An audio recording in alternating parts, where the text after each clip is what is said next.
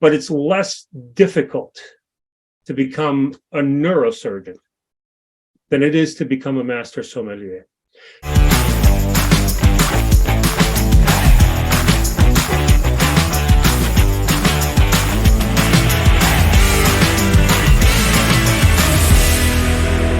So my last question right now in the Somm School would be, what is your current sommelier status?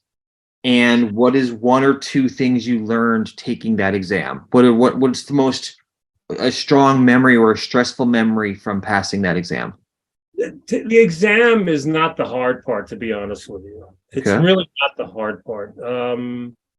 It all depends on how you feel that day, obviously. There are days that you'll walk in and you totally blank out. It doesn't matter what, you could be in high school, middle school, grade school, whatever. Doesn't matter. It depends how you feel that day, how well rested you are, how you fed your brain, how you studied, and your capacity to memorize things. For me, wine and exams are not that hard for me when it comes to things that I like or things that I enjoy. So I enjoy research, studying, reading about wine, watching documentaries, even movies about it. I love it. It's something it's in my blood. It's something that I love. I'm not saying that you cut my wrists and wine's going to come out. I'm not that much of an alcoholic. But bottom line is I do enjoy it. And so taking the test is not the hard part. The hard part is finding enough time sometimes to make sure that you can study for everything that you need to know for those exams. The best part of it is once you're done with your exam, you feel good because you know that you got them right. You know what you got right. You know what you might have stumbled with or maybe had a little difficulty with remembering, and you hope you got it right. But if you studied and you prepared, you know what you did, whether you did okay or not. Now, WSET is not as, it's a different thing. WSET, the Wine Education Trust, is different than the Court of Master Sommeliers. They get to a point that once theory is done, and in the Court of Masters you have entry level, and then you have certified sommelier. That's all theory. There's no blind tasting. There's no service on either side. And on WSET, there's no service at all. At all. The most you get are the temperatures, and there's an emphasis on temperatures, proper temperatures of each style of wine, each varietal of wine, and how they are supposed to be presented and consumed, and at what temperatures. And that can get a little tricky. That's where a lot of people do fail or mess up a little bit to a certain degree. Then you have, when it comes to blind tasting, that's when you're getting your advanced certification in the Court of Masters or your masters. And that's tough. That's not easy. Especially the masters. The masters can be anything from anywhere on the planet. The theory examination there's a lot of essay questions, a lot of tough questions.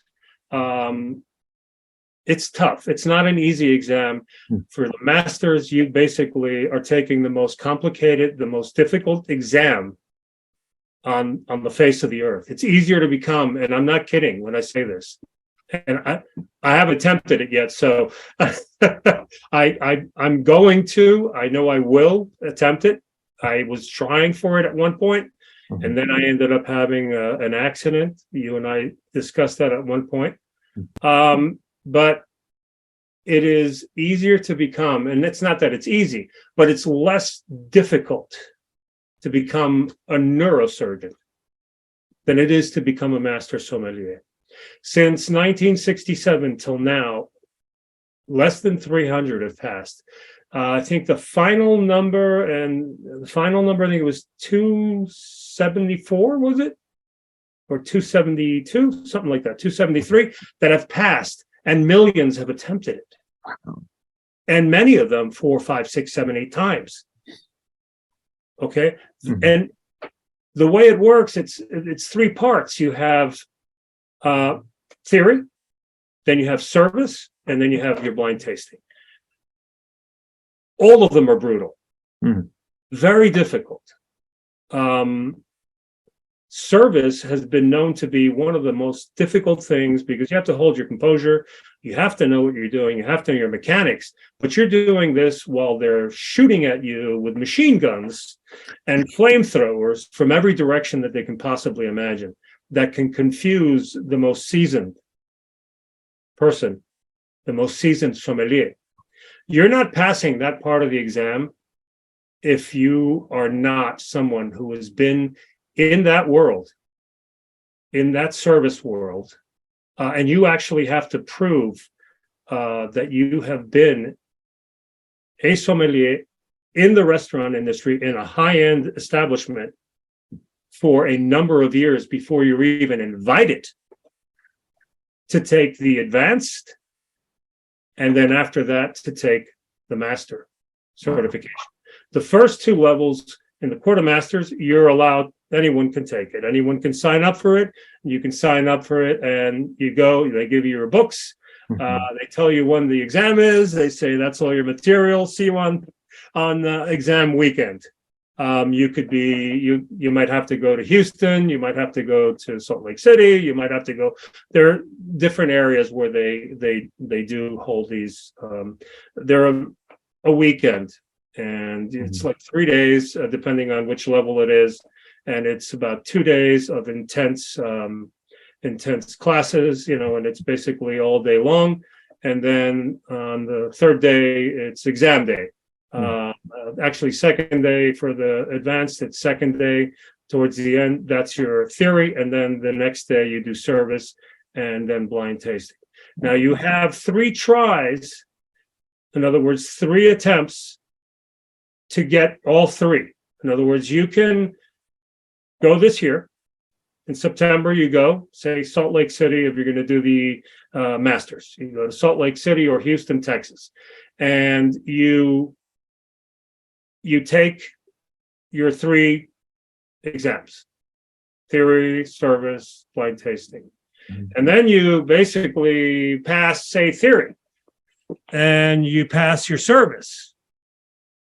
And you didn't pass your blind tasting. So what happens is you can go next year. You have to wait a year, and then you can go, and all you have to do is take the one that you didn't pass. Okay. So you do your blind tasting. Okay. Say you don't pass it again that time, and that happens. It can happen many, many times. You can wait another year, and then you can take it again. That's your 3rd attempt. And then you only have to take your blind tasting again. And if you pass, you become a master sommelier. You don't pass, you get a reset. You're back to square one again. You've got to pass all 3 on your next attempt or your next 3 attempts. So that's how that works.